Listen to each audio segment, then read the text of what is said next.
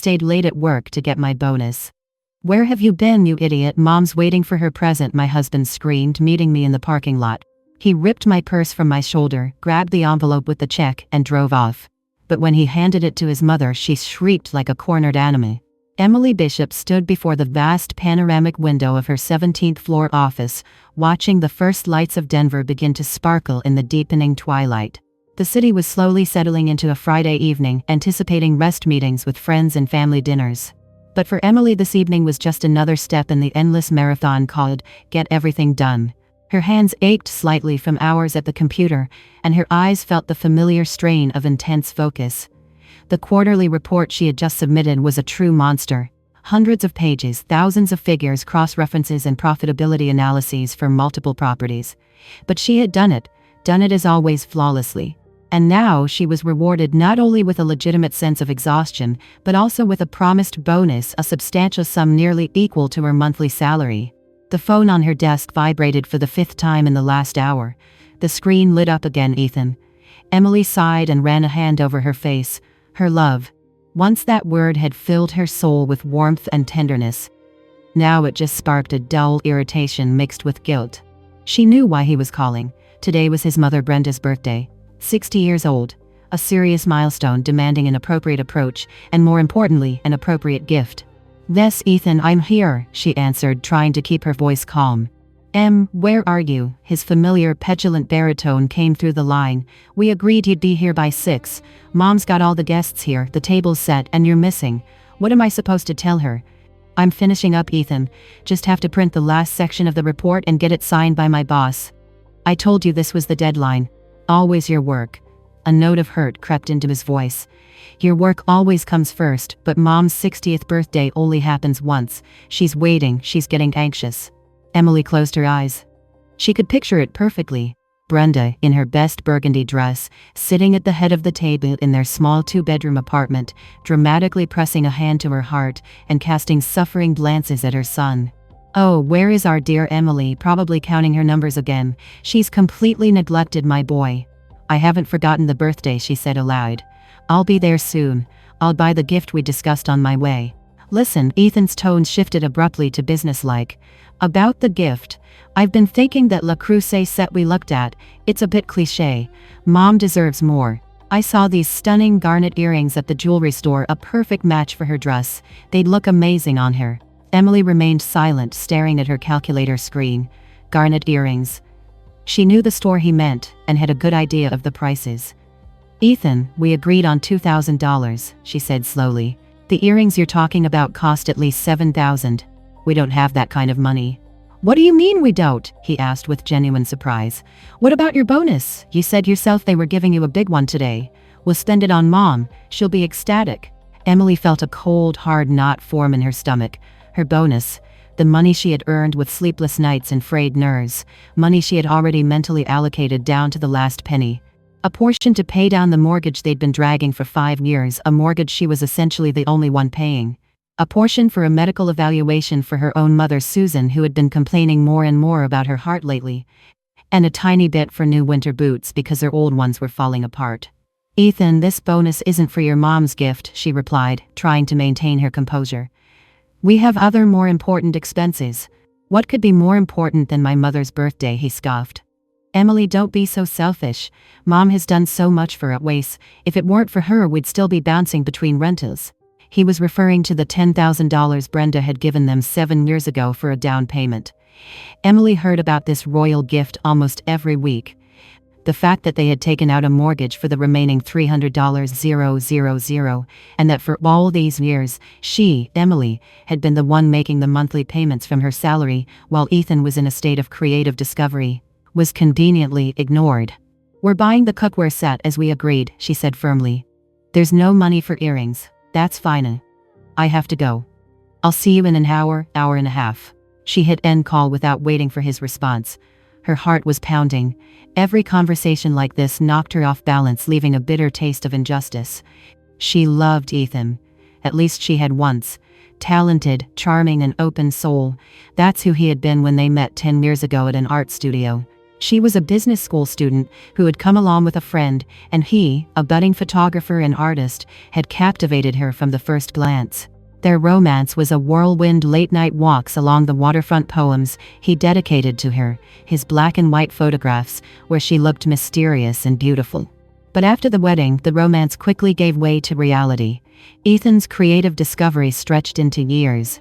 He took on occasional freelance gigs but spent most of his time at home painting canvases no one bought or simply pontificating about high art. Meanwhile, Emily worked, first as an assistant accountant, then a senior financial analyst. She carried the family, the mortgage paid for his art supplies, and silently endured her mother-in-law's reproaches that she wasn't inspiring her husband enough to achieve greatness.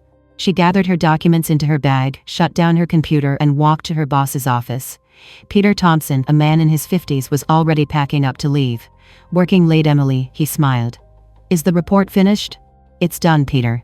Here it is." She placed the hefty folder on his desk. "Everything's reconciled and signed. You're worth your weight in gold." He quickly flipped through the documents. "Stop by accounting.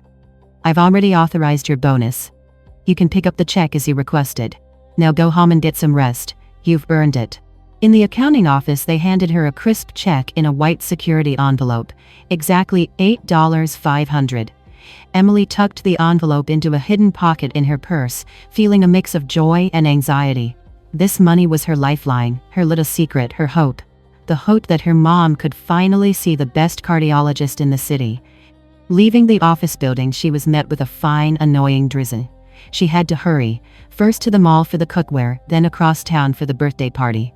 She pictured herself walking into the apartment, all eyes turning to her, Brenda, sizing her up from head to toe, and Ethan standing beside her with a guilty yet demanding smile. "Just have to get through this evening," she told herself, hailing a cab. "Just get through it." She didn't know yet that this evening would be the point of no return, after which her life would never be the same. She had no idea that she wouldn't have to get through anything anymore. The taxi crawled through evening traffic, and Emily stared glumly at the rain-blurred city lights. Droplets trickled down the glass, merging into crooked paths that looked like tears. She felt incredibly tired, and it wasn't just from the stressful workday.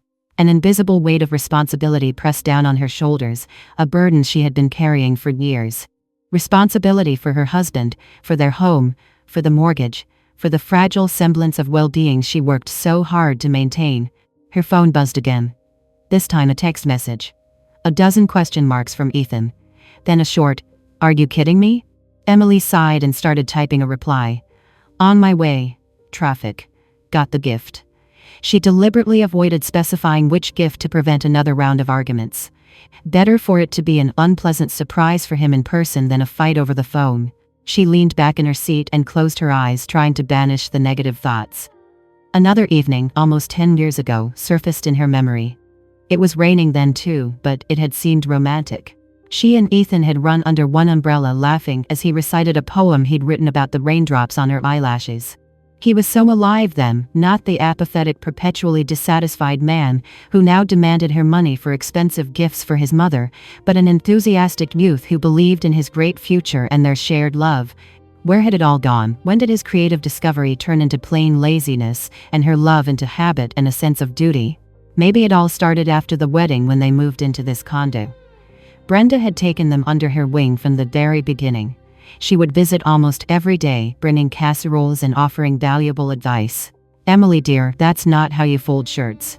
First the collar, then the cuffs, then the sleeves. Or Ethan doesn't like quinoa. It gives him heartburn. You should make him mashed potatoes the way I do." At first Emily tried to argue to defend her boundaries, but Ethan always sided with his mother. Mom means well. She's more experienced, she knows best. And Emily would give in. It was easier to agree than to listen to his whining and see the hurt look on her mother-in-law's face. Gradually, Brenda became the de facto mistress of their home. She would show up unannounced while they were at work, rearrange the furniture, go through their closets. Emily would find her blouses hung on the wrong hangers and her pots and pans arranged in the correct order according to Brenda. When she complained to Ethan, he would just wave it off. "What's the big deal? Mom's bored in retirement. She's just finding things to do." He didn't see it as an invasion of their personal space. To him, it was care. Then came the financial demands. At first it was small requests. Son, could you pick up mom's blood pressure pills? Mine ran out. Emily dear, my boots have a hole in them. Could you lend me a couple hundred until my social security check comes? Emily never refused, but over time the requests became more frequent and insistent, and the sums grew larger. Brenda would complain about her small pension, the constantly rising prices, the sudden breakdown of an appliance. Ethan, feeling guilty for not being able to provide for his mother, would meekly hand over the money, Emily's money. Ma'am, we're here. The taxi driver's voice pulled her from her memories. Cherry Creek Mall. Emily paid and jumped out of the car. The stores were closing in less than an hour. She quickly found the kitchenware department and picked out the Barry LaCruz set Brenda had once mentioned wistfully. Classic, a bit old-fashioned, in a beautiful cerise color. $2.200. Packed in a huge heavy box, she grunted as she hauled it to the exit. While she waited for another taxi, her phone vibrated again. This time it was her mother, Susan. Emily, honey, am I calling at a bad time? Her voice sounded as always quiet and a little apologetic. No, Mom, it's fine. I just left the store. How are you feeling? Oh, getting by. My heart's been acting up again, blood pressure's all over the place. The doctor at the clinic says it's just age, gave me some pills, but they don't do much. Emily felt a pang of anxiety. She knew her mom never complained for no reason. Mom, I told you need a full workup. A Holter monitor, an echocardiogram, a consultation with a good cardiologist. I made you an appointment at that private clinic for next week, remember? I remember, honey, her mother sighed. But it must be so expensive. I feel bad putting you out. You have the mortgage and your own worries. Mom, don't be silly, Emily said firmly. Your health is the most important thing. I'll find the money. I just got my bonus today, so we'll cover everything, don't you worry. Thank you, sweetheart. You're such a good daughter. She could hear the tears in her mother's voice. They talked for a few more minutes. Emily asked about her dad, about their garden, and promised to visit over the weekend. After hanging up, she felt even more determined. The envelope with the bonus check in her purse wasn't just money. It was her mother's health, and she wouldn't let anyone touch it. Not Ethan, not his domineering mother. The taxi finally arrived. Emily gave Brenda's address. Another 20 minutes to go. She glanced at her reflection in the rearview mirror. A tired face, dark circles under her eyes, a few new lines around her mouth. What happened to the carefree girl Ethan used to paint in his portraits? She had dissolved into endless reports, mortgage payments, and attempts to please everyone but herself. No, she thought, gripping the strap of her purse where the envelope lay. Enough. Today she wouldn't let Ethan push her around. The cookware set was a perfectly respectable gift. Brenda could buy her own earrings if she stopped draining money from her son's family. This thought gave her strength. She even sat up a little straighter. She was going to this birthday party not as a guilty schoolgirl but as an independent adult who had a right to her own money and her own opinion. As she neared her mother-in-law's building, she saw a familiar figure at the entrance, Ethan. He was standing in the rain without an umbrella, shifting nervously from foot to foot, peering into every approaching car. When the taxi stopped, he rushed to the door. His face was contorted with anger. Emily hadn't even fully stepped out of the car before he grabbed her by the elbow.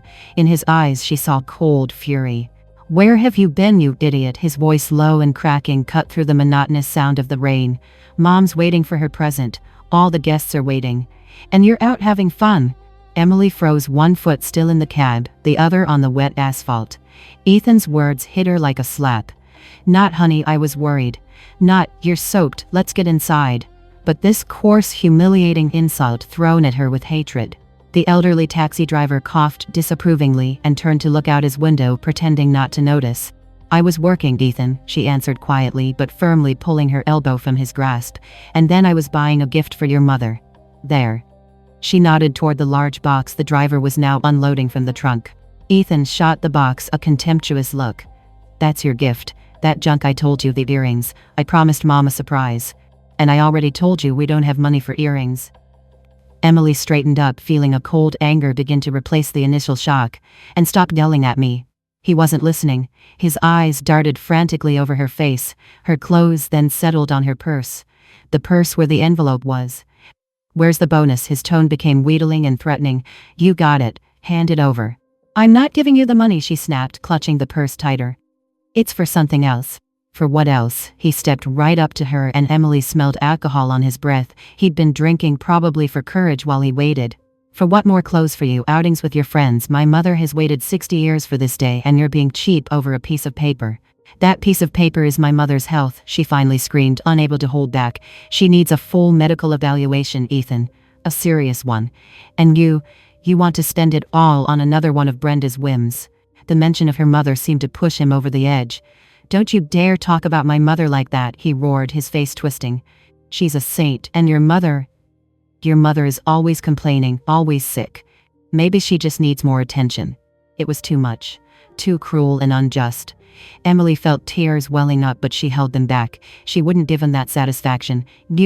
She started, but the words wouldn't come. A lump formed in her throat. What am I? He smirked, seeing her distress.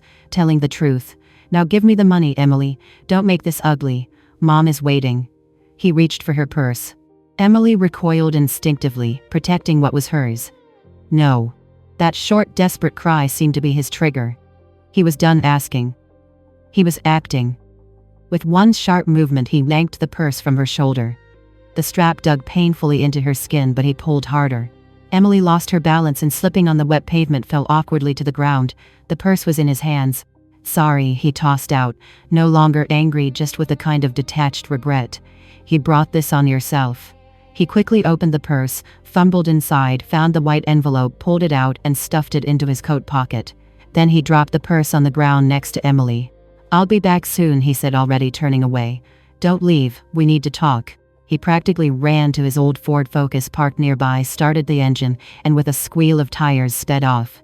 Emily sat on the cold, wet asphalt, watching the receding red taillights of his car. The rain grew heavier, its cold drops mixed with the tears she could no longer hold back. She wasn't crying from physical pain, though, her knee stung, but from the humiliation. A monstrous, all-consuming humiliation. He hadn't just taken the money. He had trampled on her dignity, her feelings, her hopes.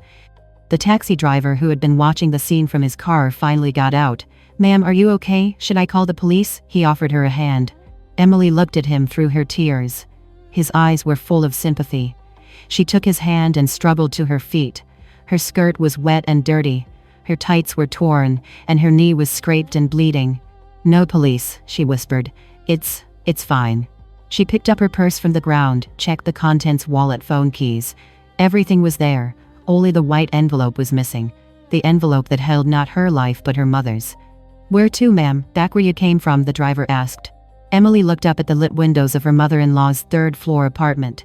She imagined Ethan walking in right now, Brenda greeting him beaming with pride as he handed her the envelope.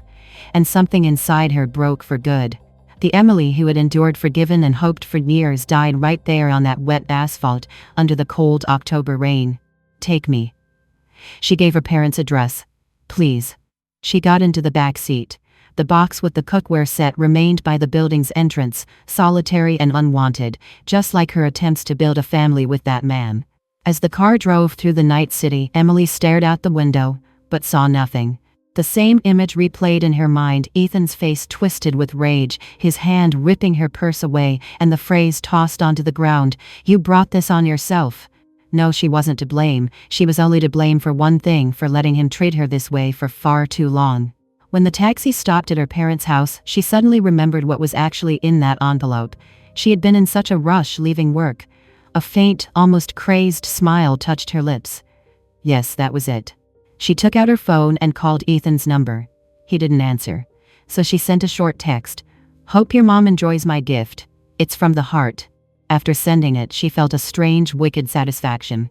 She didn't know how this night would end, but she was sure of one thing. Brenda's 60th birthday was about to become unforgettable for everyone involved. The door to her parents' apartment was opened by her mother. Seeing Emily on the doorstep, disheveled with torn tights and tear-streaked eyes, Susan gasped and threw her hands up. Emily, what happened? You look terrible. Did you fall? I'm fine, Mom. Emily tried to smile, but her lips wouldn't obey. Just tripped. I'm really tired. Can I come in? Her father, Bob, drawn out of the living room by his wife's voice, silently studied his daughter with an attentive gaze. He was never a man of many words, but he always saw and understood more than he said. He didn't ask anything, just frowned and pulled his old housecoat tighter around himself. Of course, honey, come in, her mother bustled. I'll put the kettle on for some chamomile tea. You need to calm down. Emily went into her childhood bedroom, which had remained almost untouched since she got married. The same desk by the window, the same bookshelves with her favorite childhood books, the same bed with the plush comforter. She sat on the edge of the bed and only then felt how badly her hands were trembling. She was home. She was safe. Here no one would yell at her, humiliate her, or take what was hers by force. Here she was loved just for being her. At that thought, tears streamed down her face again. But these were different tears, not of despair but of relief. She sat like that for maybe 10 minutes, until her mother came in with a steaming cup of tea. "Here, drink this, you'll feel better." She sat next to her and gently stroked Emily's hair just like she did when she was a child. "Want to talk about it?" It was Ethan. Emily nodded, taking a sip of the fragrant tea. The warmth spread through her body, slightly calming her inner tremors. And she told her everything about Brenda's constant demands, Ethan's creative search, her bonus, the fight in the parking lot. She spoke for a long time, her words tumbling out, sometimes breaking into sobs while her mother listened in silence. Her eyes filled with such pain, it was as if she were living through it all with her daughter. And he just took the money and left. Emily finished feeling empty and exhausted. "Left me sitting on the asphalt. That son of a..." Susan started but couldn't find the right word. "And are you badly hurt?" "My knee hurts." Emily looked at the scrape. "But that will heal. What's in here?" She pressed a hand to her chest. "Probably never will." Her father came into the room. He silently handed Emily a bottle of hydrogen peroxide and a cotton ball. "Clean that up," he said curtly. His face was grim, his eyes dark. While Emily cleaned the wound, he sat in the old armchair across from her. "I never trusted him right from the start," he said in a low voice. "Too smooth. An artist. His real job was living off you. I kept my mouth shut because you chose him. I thought he'd grow up, get some sense. He didn't." "Bob, not now," Susan gently stopped him. "She's hurting enough as it is." "No, let her listen," her father cut in. "You put up with this for 7 years, Emily. 7 years of letting him and his mother walk all over you. For what? For a condo with a mortgage you're the only one paying, for his delicate artistic soul."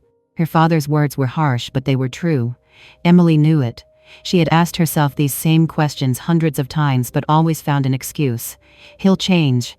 We're in love. It's just a difficult phase." "I don't know, Dad," she whispered. "I guess I was just scared of being alone. Scared to admit to myself that I'd made a mistake."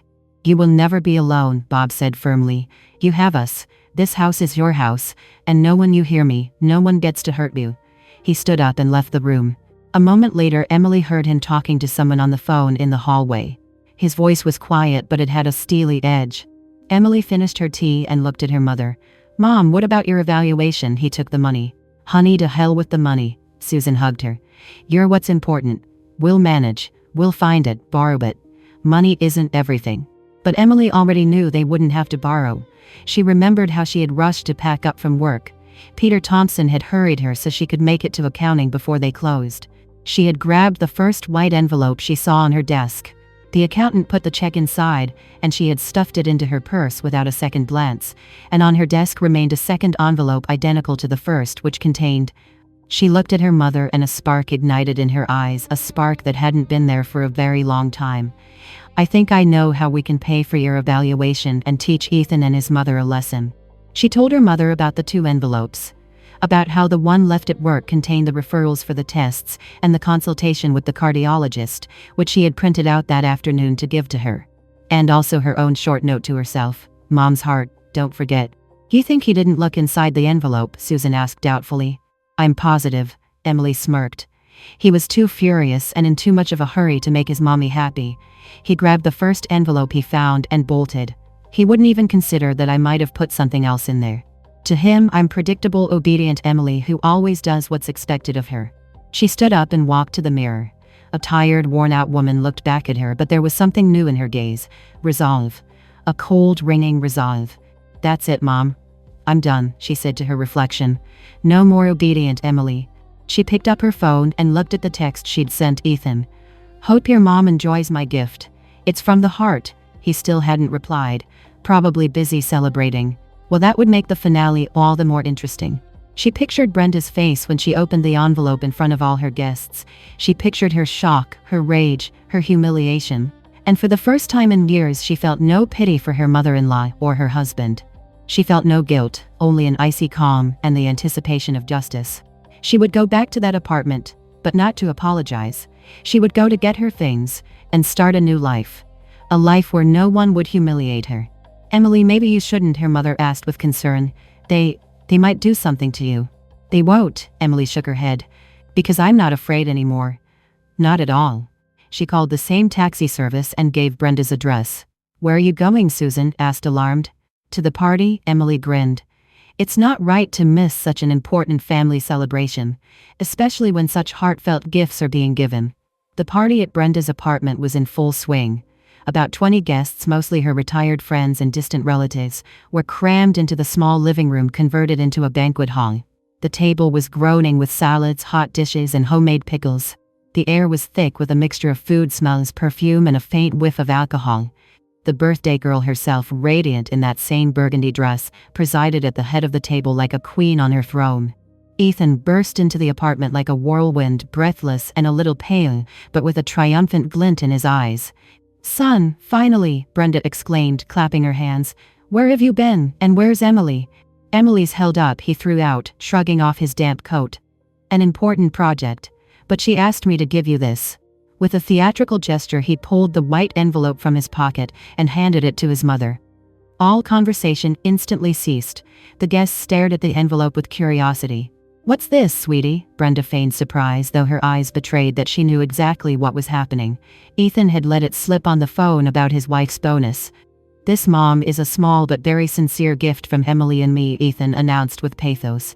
"She worked very hard to make you happy on this day." Brenda slowly took the envelope. She turned it over in her hand, savoring the moment and the rapt attention of her audience. "Oh, my dears, you shouldn't have," she said, but her fingers were already impatiently tearing at the paper. "I know how hard things are for you right now." She peered inside. For a second, her face froze in bewilderment. She had expected to see a thick stack of crisp bills, or at least a check. Instead, there were a few folded sheets of paper. She pulled them out. The first was a referral form for a 24-hour Holter monitor from an expensive private clinic. The second was a referral for a consultation with a renowned professor of cardiology. The third was a crumpled sticky note in Emily's hurried handwriting. "Mom's heart, don't forget." "What is this?" Brenda whispered, her confused gaze shifting from the papers to her son. The guests, not understanding what was happening, began to whisper among themselves. Ethan, who had been expecting tears of joy and gratitude, was just as clueless. He leaned over to his mother. "Mom, what is it? Is the check there?" "What check?" Brenda suddenly shrieked, her beatific expression transforming into a mask of rage. "What the hell check?" She threw the papers onto the table. "These are doctor's referrals. Is she mocking me? Does she think I'm a sick old woman?" Ethan grabbed the papers. His eyes scanned the lines. "Holter monitor, cardiologist, mom's heart." It slowly began to dawn on him. Emily had tricked him. She had slipped him the wrong envelope. It's some kind of mistake," he stammered, feeling his face flush crimson. "Emily must have mixed up the envelopes." "Mixed up?" Brenda's voice rose to a falsetto. "She did this on purpose. On purpose to humiliate me. In front of everyone." She cast a crazed look around the room. You see what kind of snake my son has warmed on his chest. I gave her a home, my soul. And she gives me doctor's papers, hinting that it's time for me to die." One of her friends, a heavy-set woman in a sparkly blouse, patted her hand sympathetically. "Brenda, calm down. Maybe it really was a mistake." "What mistake?" the birthday girl raged on. "And the note, mom's heart. She means her mother.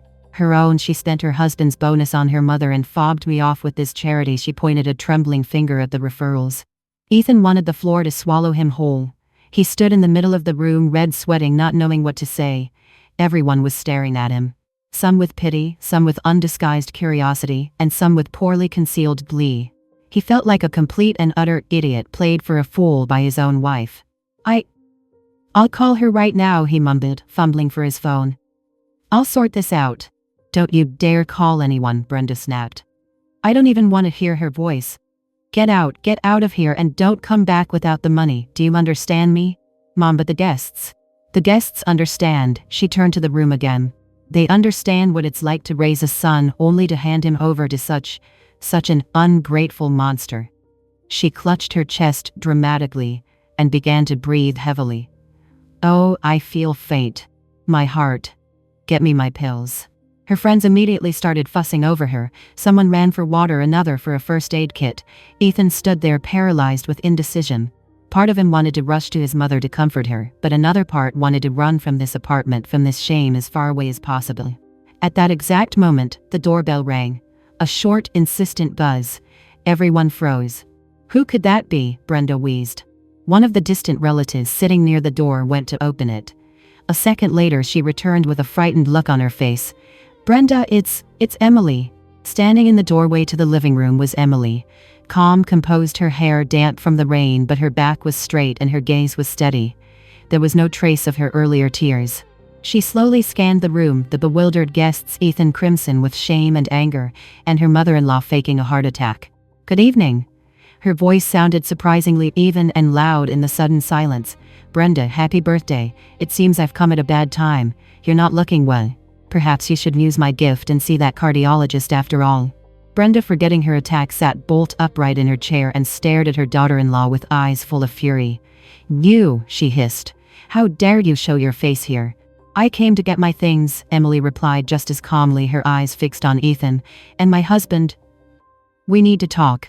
It seems we've had a small misunderstanding about the family budget. Ethan flinched as if he'd been struck. He looked at his wife and didn't recognize her.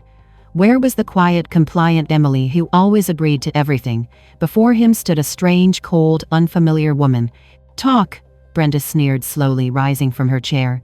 Oh, you want to talk? Let's talk right here in front of everyone. Let everyone know what you really are.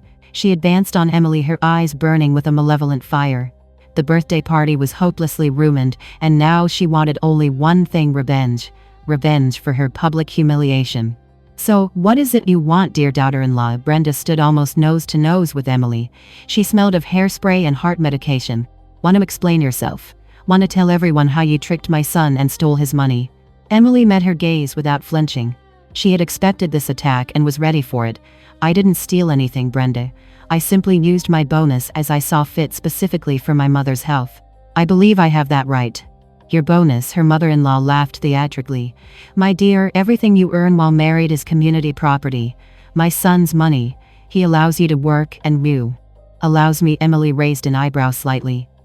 I'm sorry, but it seems to me that I'm the one who has been supporting your son and our entire household for the last 7 years. While he's been finding himself creatively. A tense silence fell over the room. The guests, forgetting their food, watched the unfolding drama with fascination. They'd never seen anything like this at a birthday party. You're lying, Brenda choked with indignation. My Ethan is a talented artist. He's just having temporary difficulties. And you, instead of supporting your husband, you hold a piece of bread over his head. I'm not holding anything over his head, Emily replied in an even voice. I'm merely stating a fact. And the fact is, the money you were so eager to get was earned by me. And I decided to spend it on my mother, not on your garnet earrings. Ah, so you know about the earrings too? The mother-in-law turned to Ethan, who had been standing with his head hung low. Son, do you hear her? She knew everything and still did it her way. She has no respect for you or for me. Ethan finally lifted his gaze from the floor. Emily, why? His voice trembled. Why create this whole circus with the envelope? You could have just said you wouldn't give me the money. I did say that, Emily reminded him. But you wouldn't listen. You were ready to rip my purse from my hands just to please your mother. So I decided to give you both a practical lesson. A lesson that my boundaries, my money, and my family are not things you can trample on without consequences. She shifted her gaze to Brenda. And speaking of gifts, I didn't come empty-handed either. She nodded toward the hallway. There's a box by the door. It's the Le Creuset set. The one you once said you dreamed of. You can consider it my parting gift. Her mother-in-law was stunned for a moment. Cookware. She really had once said she wanted a set like that, but now the gift felt like a mockery, a handout. I don't need your handouts, she spat. Take your junk and get out of my house. With pleasure, Emily nodded. As soon as I collect my things from your second apartment. And my husband, Ethan, we're leaving. She turned to him. There was no request in her voice, only a command. Ethan hesitated. He looked from his mother, her face contorted with rage, to his wife, cold and resolute. He didn't know what to do. You're not going anywhere with her, Brenda declared imperiously. You're staying here with your mother. Mom, stop it, Ethan mumbled. I said you'll stay, she grabbed his arm. If you leave with this trash now, you can forget you have a mother. It was her signature move: blackmail and ultimatum. It had always worked. But tonight something was different. Perhaps it was the dozens of pairs of eyes fixed on him. Perhaps it was the humiliation he had endured half an hour ago.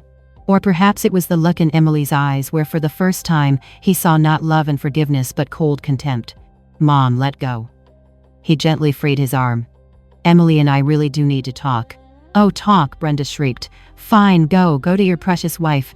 But remember this, you're both banned from my house and her foot will never cross the threshold of the condo I gave you." "Actually," Emily interjected, "that condo was bought with a mortgage that's not yet paid off, and I'm the one making the payments. So legally it belongs to me just as much as it does to Ethan. Maybe more." It was a blow below the belt. Brenda had always considered that condo hers merely on loan to her son. The thought that this upstart could lay claim to it was unbearable to her. "Out," she screamed, losing the last shreds of her self-control. "Both of you out." She suddenly grabbed a plate of potato salad from the table and hurled it in Emily's direction. Emily managed to jump aside. The plate shattered against the wall with a crash, leaving a greasy yellow smear on the wallpaper. The guests gasped. The birthday party had officially devolved into a farce. At that moment, an elderly, elegant-looking woman who had been sitting quietly in a corner approached Emily. It was Brenda's cousin Zena, whom Emily had only met a couple of times. "Dear," she said quietly, taking Emily's hand, "don't pay any attention to her. She's always been like this, so volatile. You did the right thing." Emily looked at her in surprise. To hear words of support from a relative of her mother-in-law was completely unexpected. "Thank you," she whispered. "Let's go." Zena pulled her toward the exit. "There's no reason to stay here any longer." They walked out into the hall. Ethan, pale and bewildered, trailed after them. "Emily, wait." She stopped at the door without turning around. "What, Ethan?" I don't know what to say. I'm sorry about Mom." "It's not about your mom, Ethan." She finally turned to face him. Her face was calm, but her eyes were as cold as ice. "It's about you. About the fact that you were never on my side. You were never my husband. You were always just your mother's son." She opened the door and stepped out onto the landing. Zena followed her. "Here's some advice, girl," she said, adjusting her shawl. "Run from them. Run and don't look back. That boy will never change. And you only have one life." She patted Emily's arm and went back into the apartment from which the muffled sobs of Brenda could be heard. Emily was left alone. She pressed the button for the elevator. Ethan never came out after her. He stayed there with his mother, with his ruined party, with his shattered life. When the elevator doors opened, Emily stepped inside. She didn't know what she would do next. But one thing she knew for sure: she would never return to that apartment, to that man. Never. The elevator descended slowly, and in its dim light, Emily saw her reflection on the metal wall. A pale face, dark circles under her eyes in her gaze. The gaze of a grown woman who had just made the hardest decision of her life. She wasn't crying. The tears had dried up back on the wet asphalt. Inside there was a ringing emptiness mixed with a bitter sense of liberation, as if a heavy years-long burden had been lifted from her shoulders. Exiting the building, she took a deep breath of the cool, damp air.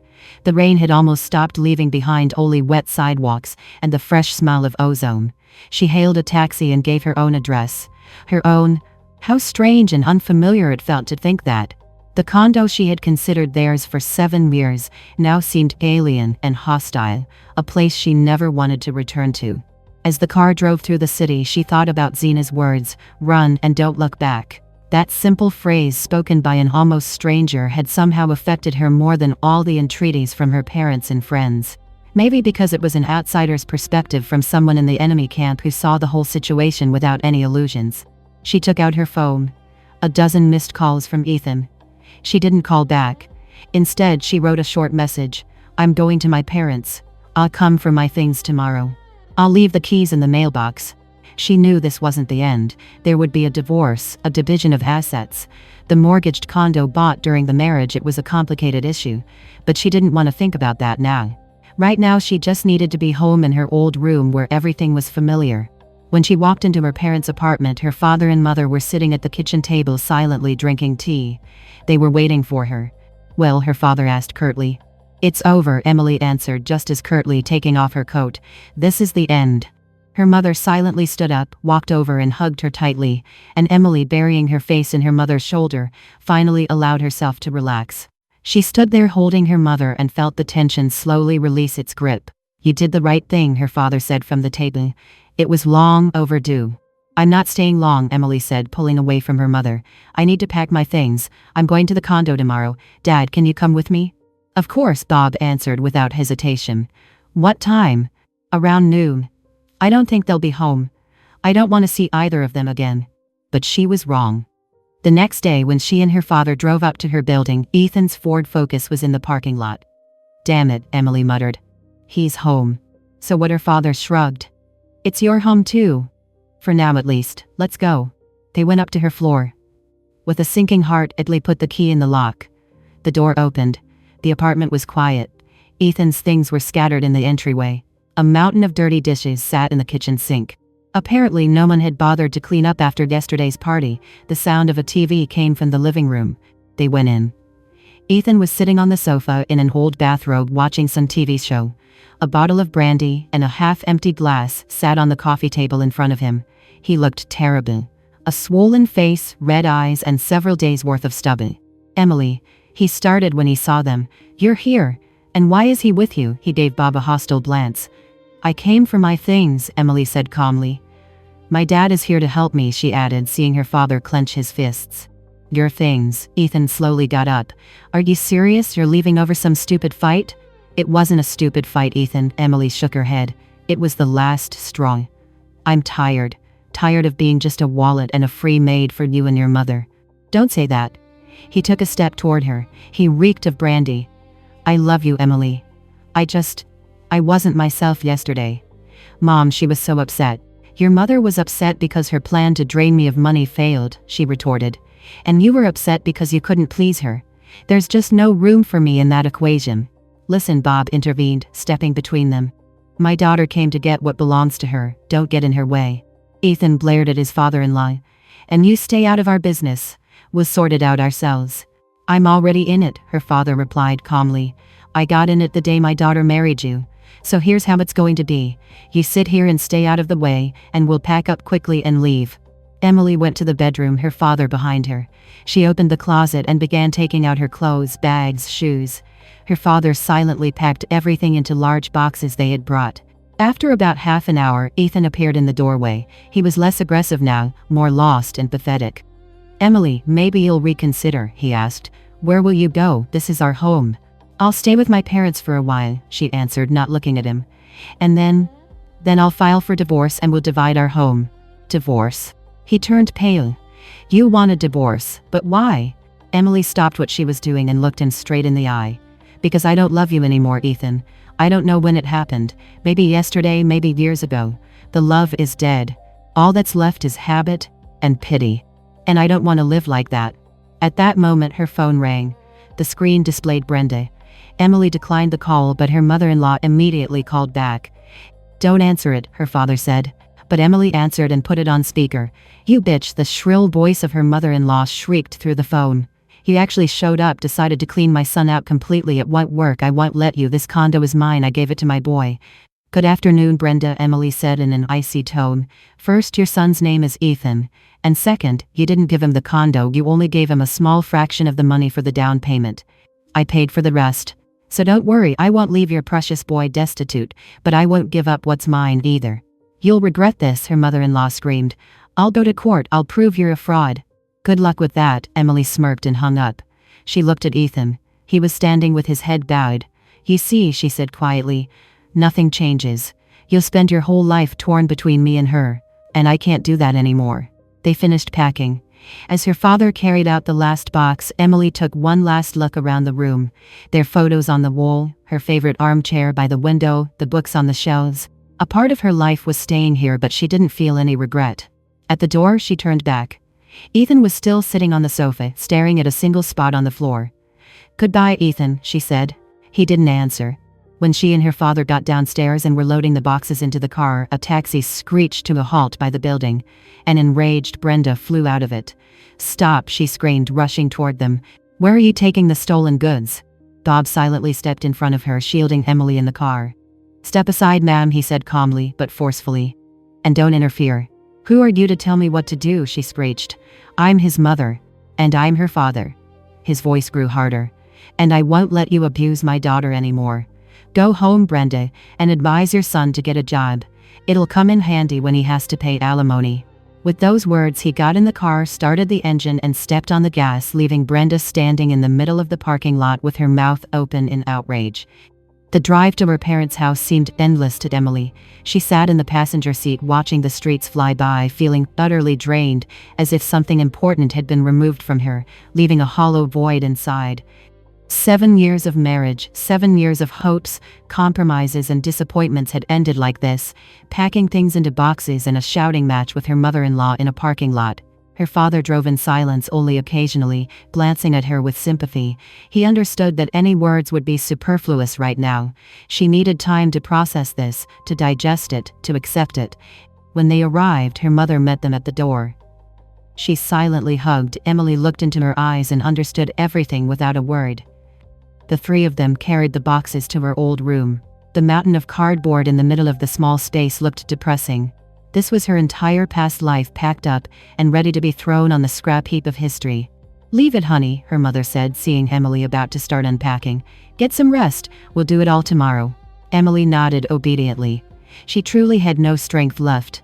She went to the bathroom and stood under the hot shower for a long time, washing away not just the grime and fatigue, but all the negativity of the past day. The water seemed to carry away the hurt, the anger, the disappointment. When she came out wrapped in her mother's old bathrobe dinner and her parents were waiting for her in the kitchen, they ate in silence. The quiet was broken only by the clinking of silverware and the ticking of the old wall clock. This silence was healing. It held no reproaches, no judgment, no unsolicited advice, only the quiet support of the people closest to her. "I'll call a lawyer tomorrow," her father said when they had finished their tea. "I know a good one specializes in family law. We need to do this right." "Thanks, Dad," Emily replied quietly. "And don't worry about the condo," he added as if reading her mind. "Whatever the court decides, you won't be without a roof over your head. We'll manage." That night, Emily couldn't sleep for a long time. She lay in her childhood bed, staring at the ceiling where the glow-in-the-dark stars she had stuck up long ago still remained, replaying the events of the past few years in her head. She remembered her and Ethan's wedding, simple but joyful. His shining eyes, his vows of eternal love.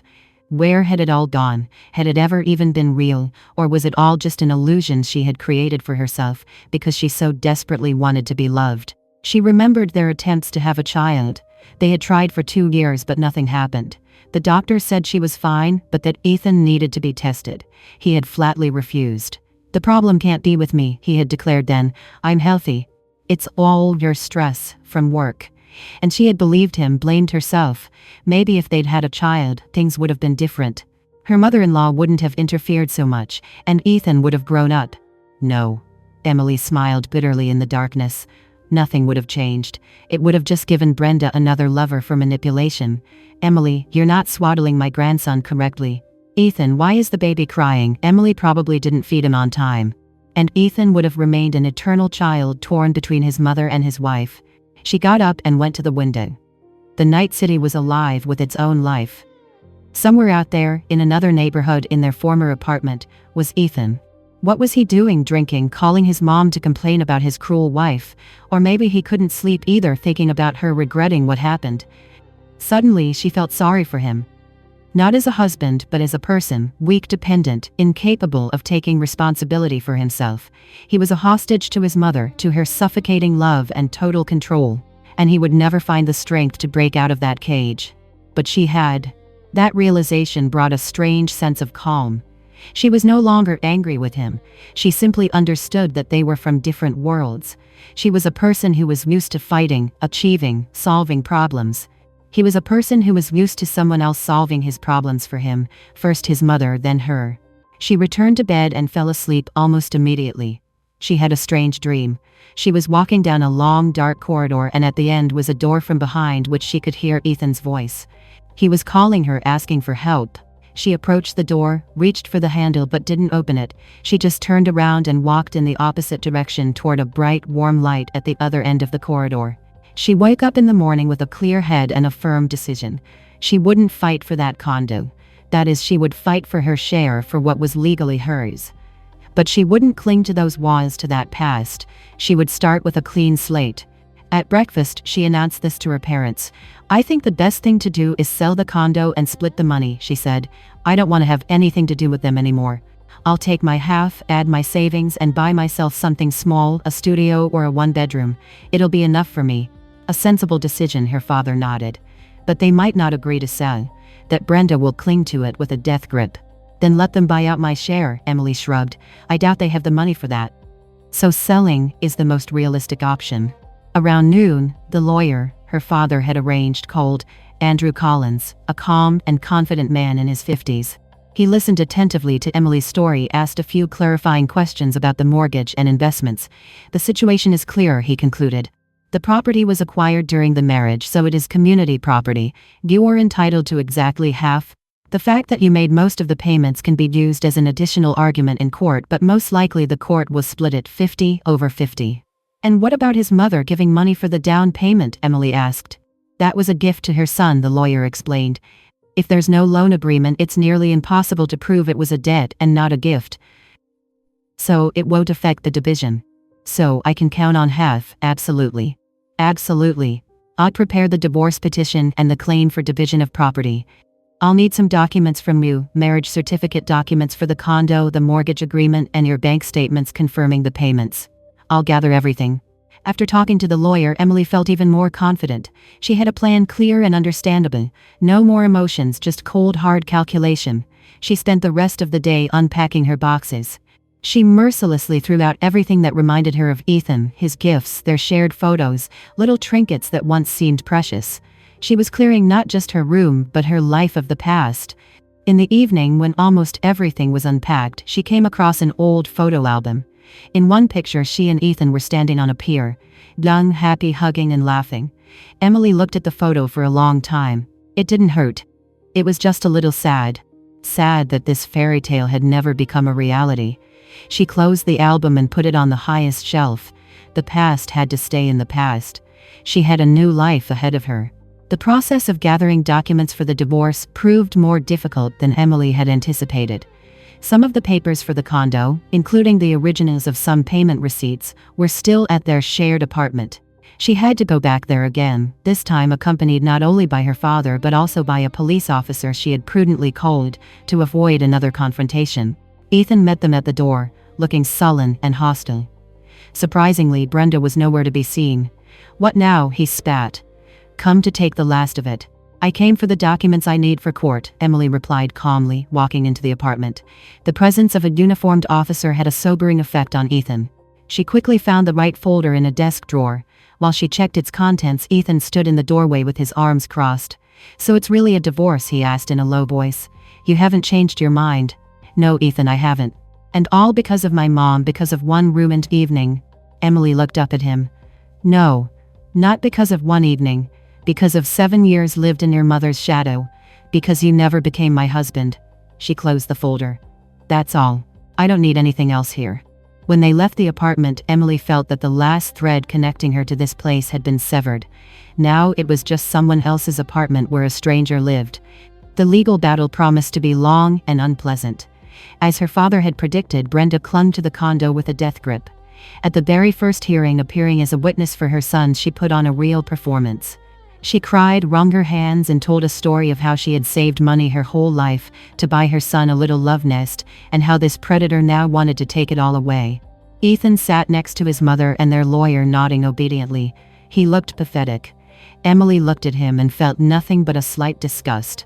Ethan's lawyer tried to argue that Emily's contribution to the family budget was minimal, and that Ethan had borne the majority of the expenses through unofficial income from selling his paintings. It was so absurd that even the judge, an elderly and experienced man, couldn't hide an ironic smile. "Do you have any proof of this income?" he asked. "Tax returns, bank statements." "My client is a creative individual," the lawyer replied pompously. "He prefers to be paid in cash." "I see," the judge nodded. "And you, ma'am, do you have proof of your income and mortgage payments?"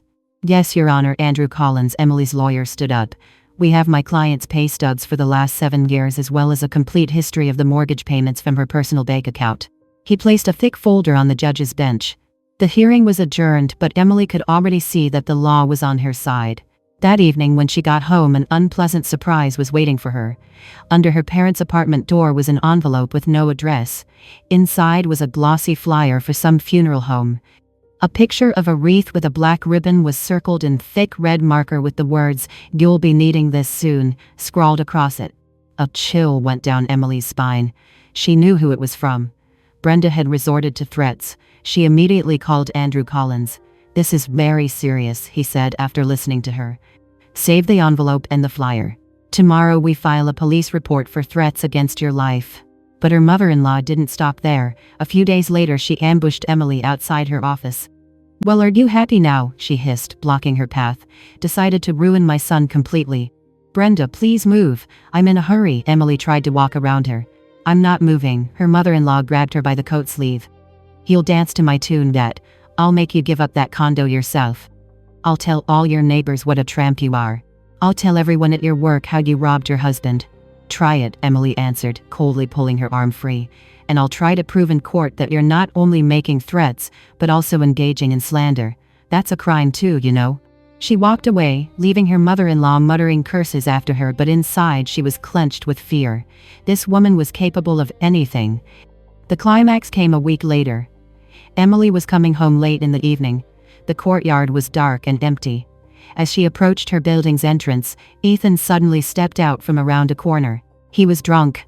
"There you are," he smirked, stepping toward her. "Ethan, what do you want?" Emily backed away. "I want to talk." He grabbed her by the shoulders. His grip was strong, and his eyes were angry. "Why did you call the cops on my mom? She was just kidding." "Let go of me," Emily seethed, trying to break free. "No, I won't let go." He pulled her closer. The smell of alcohol hit her in the face. "You're going to drop that police report and your claim on the condo. Understand?" "Never." "Is that so?" His face twisted. "Then I'll make you." He raised his hand. Emily squeezed her eyes shut, waiting for the blow. But the blow never came. She heard a dull thud, then Ethan's choked groan. Opening her eyes, she saw her father. He was standing over Ethan, who was crumpled on the ground, and in his hand was a tire iron. "I told you I wouldn't let him hurt you," her father said, breathing heavily. "Seems the fool doesn't understand words." Ethan moaned, clutching his side. What did you do?" he wheezed. "I warned you, son." Bob loomed over him. "You come near my daughter again and you'll have me to answer to. Now get up and get out of here. And I better not see you around here again." Ethan struggled to his feet and limped away, throwing hateful glances over his shoulder. "Dad," Emily rushed to her father. "What did you do? They could arrest you." "They won't." Her father shook his head, hiding the tire iron under his jacket. "He started it. Self-defense. Besides, I doubt he'll run to the police, be too ashamed to admit an old man beat him. Let's go home, honey." They went up to the apartment. Her mother, hearing the noise, ran out into the hallway. "What happened?" "Nothing," her father cut in. "Just had an educational chat with our son-in-law. I hope he got the message." That night was another sleepless one for Emily. She worried about her father. What if Ethan did file a report, but her father was as calm as a rock? The next day, Andrew Collins called. "Emily, I have news for you. It seems our opponents are ready to negotiate." Their lawyer called, proposing a settlement. What? Emily couldn't believe her ears. After everything that had happened. "Apparently, yesterday's incident made quite an impression on your ex-husband," the lawyer chuckled. "They're offering you 60% of the condo's value on the condition that you drop the police report." Emily thought for a moment. "And what about the threats and slander from his mother?" "We can include a clause in the agreement that she ceases all contact with you and makes a public apology." "No," Emily said firmly. "I don't need any apologies from her. I want 70%. And a restraining order for both of them, prohibiting them from coming near me or my family." 70. The lawyer whistled. "That's bold." "They're the ones who offered to negotiate," Emily shrugged. "That means they're scared. And when your enemy is scared, you press your advantage." The settlement negotiations dragged on for several days. Ethan's lawyer haggled fiercely, trying to lower the percentage, but Andrew Collins, following Emily's instructions, stood his ground. 70%, and not a penny less, he repeated. "Otherwise, we continue with the lawsuit and add charges for assault, threats, and slander. I don't think that would be in your client's best interest." In the end, they gave in. Apparently, the prospect of a criminal record for Ethan and more fines for Brenda seemed worse than losing another 10% of the condo's value. On the day the agreement was signed, Emily met Ethan face to face again in the lawyer's office. He looked even worse than the last time she'd seen him. Thinner, with a bruise under his eye that he awkwardly tried to hide with his shirt collar. Brenda wasn't with him. "Mom's not feeling well," he mumbled, avoiding her gaze. They signed the papers in silence. When it was all over, Emily stood up to leave. "Wait," Ethan stopped her. She turned around. I wanted to say I'm sorry." He finally looked up at her and she saw not anger in his eyes but only endless exhaustion and remorse for everything. "You were right. I'm weak, worthless." "Don't, Ethan." Emily cut him off gently. She no longer had any desire to humiliate him. It was all in the past. Just live your life and try to be happy without your mom. He gave a bitter smile. "You think that's possible? Anything's possible if you want it to be." She left without looking back. Signing the settlement agreement was the point at which Emily could finally breathe. The fear, the tension, the waiting for the next blow, it was all over. She dropped the charges with the police, and the nightmare that had lasted for months came to an end. But immediately afterward, apathy washed over her. For all the time the fight was going on, she had been focused, mobilized like a soldier at war. Now that the war was over, her strength abandoned her. She would come home from work and just lie on the couch staring at the ceiling. She didn't want to do anything, not read, not watch movies, not see friends. She lost weight, dark circles formed under her eyes. "Honey, you can't go on like this," her mother said with concern. "You'll make yourself sick. Maybe you should see a doctor." "I'm just tired, Mom," Emily would reply. "It'll pass." But it didn't pass. She felt broken, empty. Victory hadn't brought her joy, only a sense of hollowness, as if along with her marriage she had lost a part of herself. She often cried at night quietly into her pillow so as not to wake her parents. She wasn't mourning Ethan but her shattered dreams, her 7 lost years. One evening, as she was again lying on the couch staring blankly at the TV, her father came into the room. "Enough moping," he said, turning off the TV. "Get dressed." "Where are we going?" Emily asked indifferently. "You'll see." He drove her out of the city to a small park by a large reservoir. They got out of the car and walked along the path toward the water. The evening was quiet and warm. The sun was setting, painting the sky in soft shades of pink and gold.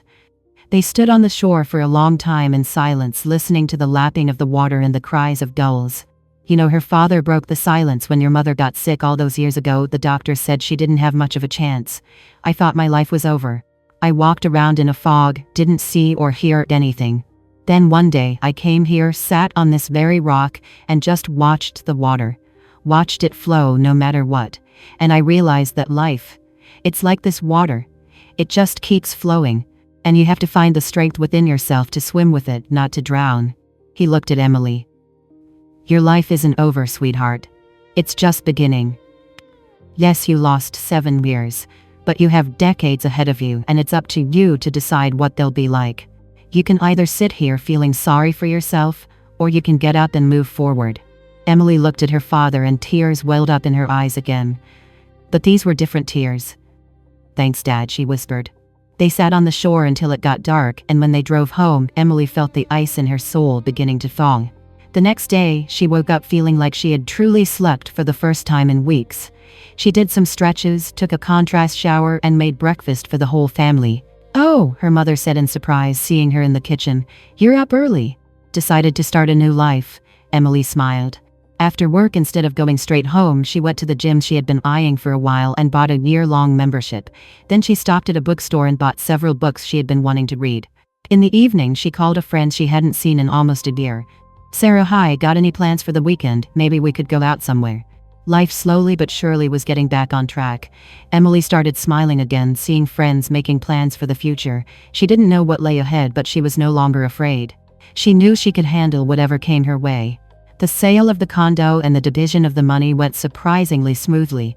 Ethan, apparently under strict orders from his lawyer, caused no trouble.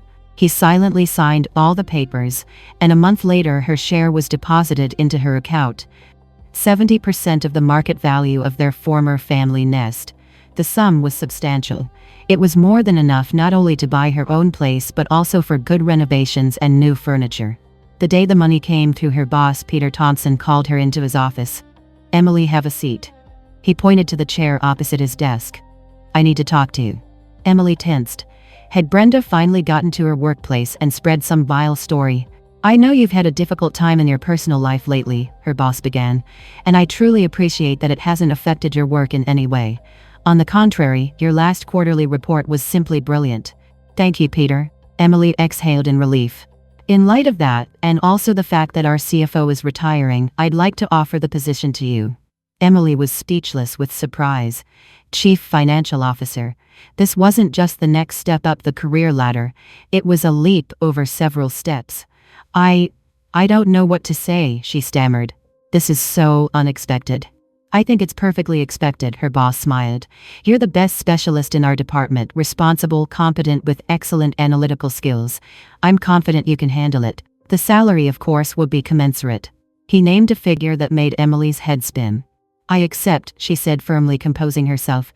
Thank you for the trust. I won't let you down. Leaving her boss's office, Emily felt as if she had grown wings. A new position, a new salary, a new life. She immediately called her parents to share the good news. That's my girl, her mother rejoiced. I always knew you were capable. I'm so proud of you, her father said with his usual restraint, but his words carried weight. That evening they celebrated with a family dinner. As Emily raised her glass of champagne, she thought about what a strange thing life was. Just a few months ago it had seemed like everything had fallen apart, and now new horizons were opening up before her that she hadn't even dared to dream of. The next day, she threw herself into her new job. There was a mountain of work to do. She had to take over from the retiring CFO, learn her new responsibilities, get up to speed on the company's strategic plans. Emily worked with renewed energy. She loved this feeling of being needed, of making important decisions, of seeing the results of her labor. In parallel, she started looking for a new apartment. She knew exactly what she wanted: bright, spacious, with big windows, and in a new building. After a long search, she found the perfect option: a 2-bedroom condo in a new residential complex being built on the riverbank. The building was scheduled for completion in a year, which gave her time to plan the design and arrange for renovations. She invested almost all the money from the sale of the old condo into the new one without a second thought. This was her place, her fortress, her future. Time flew by. Emily was completely absorbed in her work and the pleasant task of setting up her future home. She hired a designer, and together they planned every detail from the layout to the color of the outlets. She went to home improvement stores picking out tiles, wallpaper, flooring. This creative activity brought her immense pleasure. She had slimmed down and was glowing. Male colleagues started paying attention to her, inviting her for coffee, giving her compliments. Emily smiled politely, but kept her distance. She wasn't ready for a new relationship yet. The wound from Ethan's betrayal hadn't fully healed. One day, leaving the office, she bumped into a man in the doorway. He was carrying a large stack of folders, which scattered across the lobby floor. "Oh, I'm so sorry," they both exclaimed at the same time and rushed to gather the papers. "I'm so clumsy," the man said guiltily, picking up the last folder. He looked up and Emily met a pair of warm, slightly embarrassed brown eyes. The man was tall and broad-shouldered, with a pleasant smile and a touch of silver at his temples. "No, it was my fault, I was daydreaming," Emily smiled back. "I don't think I've seen you around here before," he said. "I'm David, from the legal department." "Emily, CFO," she introduced herself. "Ah, so you're the one. The Emily everyone's talking about." He looked at her with interest. "The legend of our office. Came in and sorted out in 6 months what no one could fix for years." Emily laughed, embarrassed. "You're exaggerating." "Not at all. How about I buy you a coffee as an apology for my clumsiness?" Emily hesitated for a second, then nodded. "Why not?" They went to a small coffee shop near the office. The conversation was easy and natural. David turned out to be an interesting conversationalist with a good sense of humor. He talked about his work, a recent trip to the mountains, his dog, a Labrador named Zeus. To her surprise, Emily felt very comfortable with him. For the first time in a long time, she was just chatting with a man, not expecting a catch, not analyzing his every word. "So, have you been divorced long?" he asked unexpectedly. Emily flinched. "Sorry if that's too personal," he added quickly. "It's just I'm divorced too. For 3 years now. I know what it's like." "Almost a year," Emily answered. "And it wasn't easy." "I get it," he nodded. "My ex-wife was also, let's say, a handful. But you know what I've learned? Sometimes a divorce isn't an end but a beginning, a chance to start over without the old mistakes." His words resonated with her. "Yes," she agreed. "I think you're right." They sat in the coffee shop for almost 2 hours. As they were saying goodbye, David said, "Emily, I really enjoyed meeting you. I'd love to see you again. Not at work, but just for dinner or a movie." Emily smiled. "I'll think about it." "Okay," he smiled back. "I'll be waiting." All the way home, Emily thought about their meeting. She didn't know if this acquaintance would turn into something serious, but she was grateful to David for this evening. He had reminded her that there were other men in the world, not like Ethan. Reliable, mature, self-sufficient men. And maybe, just maybe, she was ready to start over. Emily didn't think for long. The very next day, she approached David in the office cafeteria and said, "I'd love to have dinner with you." His face lit up. "Excellent. How about tonight at 7? I know a great Italian restaurant." Their first date was perfect. They talked non-stop, laughed, and discovered more and more common interests. David was not only smart and charming but also incredibly attentive. He seemed to guess her wishes, anticipate her questions, and offer subtle, appropriate compliments. Emily felt at ease with him, as if they had known each other for 100 years. Their relationship developed quickly but harmoniously. They met almost every day after work, and on weekends they would drive out of the city, walk in the parks, go to the theater. David introduced her to his Labrador Zeus, a huge and good-natured dog, who immediately accepted Emily as one of his own. After 2 months, David suggested they go on vacation together. "I've always dreamed of seeing the coast of Maine," he said. "They say the scenery is incredible. Will you come with me?" Without hesitation, Emily agreed. That week in Maine was a true fairy tale for them. They stayed in a small cottage by the ocean, went hiking, explored small towns, and in the evenings, sat by the fireplace drinking wine and talking for hours. It was there in Maine that Emily realized she had truly fallen in love. Not with the blind, youthful infatuation she had once felt for Ethan, but with a mature, conscious love for a man she respected and trusted completely. It was also there that David first told her, "I love you." Back in the city, they became almost inseparable. David often stayed over at her parents' apartment, helped her choose materials for her new place, and went with her to the construction site.